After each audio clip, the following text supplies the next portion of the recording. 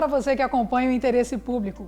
É hora de ficar por dentro dos assuntos que foram destaque no Ministério Público Federal, no Redação MPF.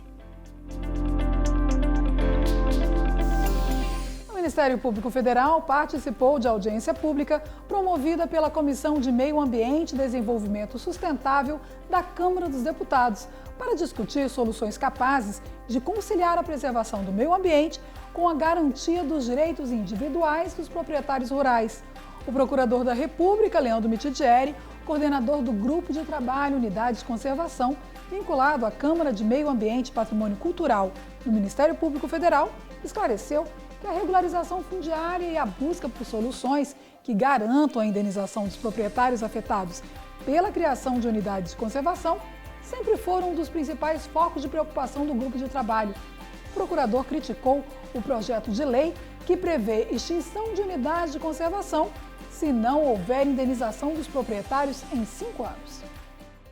Eu fico me perguntando, porque, como é dito, né, por exemplo, o Brasil teria áreas preservadas demais, né, acima das metas de Aichi, tudo mais, mas eu me pergunto, porque, veja, qual a estratégia, né, de um país, né, para crescer a sua produção, né, no campo, né?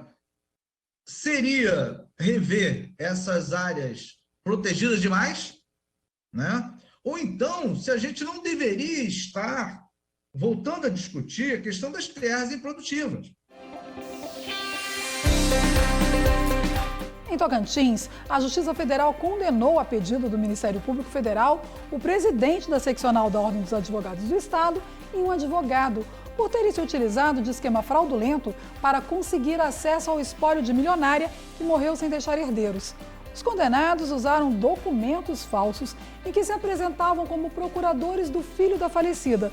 Porém, atendentes do Banco do Brasil desconfiaram da documentação e alertaram a Polícia Federal. Durante as investigações, descobriu-se que o tal filho era uma pessoa fictícia e que a milionária não havia deixado herdeiros. O valor da suposta herança ultrapassava R$1,5 milhão. Ambos os advogados foram condenados a 3 anos de reclusão, a serem cumpridos inicialmente no regime aberto e ao pagamento de multa. Em Santa Catarina, a Justiça Federal determinou que a União mantém os efeitos da portaria do Ministério da Justiça, que reconheceu a ocupação tradicional e os direitos dos indígenas guaranis sobre as terras do Morro dos Cavalos. Também foi determinado à União e à Fundação Nacional do Índio, a FUNAI, providências administrativas e judiciais para impedir ataques, obras, intervenções danosas e invasões na área indígena, inclusive por meio da identificação e penalização de pessoas ou entidades que busquem o acirramento dos ânimos e cometam apologia ao crime de discriminação racial. A Justiça também determinou à União a finalização do procedimento de demarcação, com a assinatura da homologação pelo Presidente da República no prazo máximo de 30 dias e, consequentemente, a publicação oficial e o registro.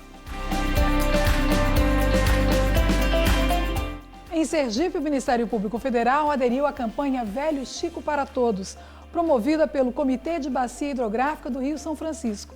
Neste ano, a discussão gira em torno dos múltiplos usos das águas do rio, temática diretamente relacionada à fiscalização preventiva integrada.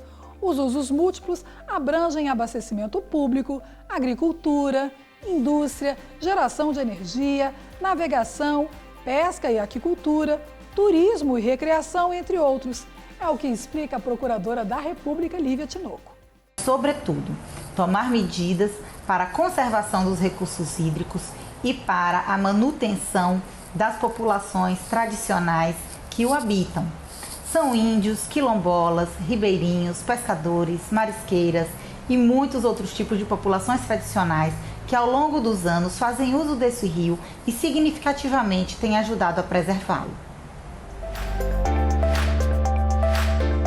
Com essa última notícia, eu fico por aqui. A gente se encontra na próxima semana.